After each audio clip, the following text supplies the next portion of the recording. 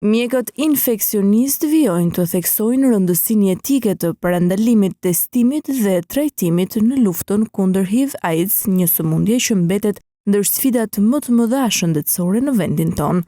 Sipas burimeve për Ora News, aktualisht janë rreth 125 persona të diagnostikuar me këtë sëmundje, mes të cilëve ka edhe fëmijë, ndërsa të prekurit meshkuj vijojnë të dominojnë statistikat. Është ndër sëmundjet me peshë, qoftë mjekësore, qoftë sociale, qoftë familjare, madhore.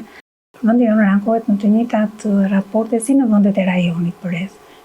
I referohem Maqedonisë, Kroacisë, Slovenisë, vendeve të Ballkanit. Predominojnë numri i meshkujve më shumë se sa i femrave. Sëmundja prek veçanërisht të rinjt mbi 14 vjeç dhe popullatën aktive, e cila konsiderohet në rrezik më të lartë. Në shërbimin tonë trajtojnë adultët, grup moshat mbi 14 vjeç. Dhe ajo që ne vëmë re është që është popullata aktive më shumë predominuese me këtë sindrom. Është sëmundje që nuk prek një individ, mund prek partner, mund prek një familje.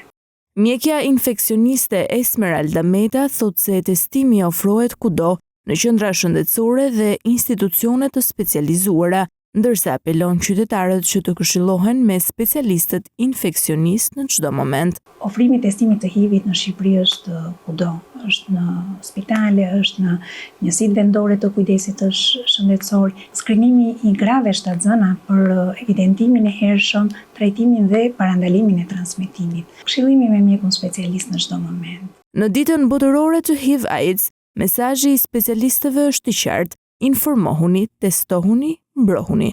Parandalimi shpëton jetë.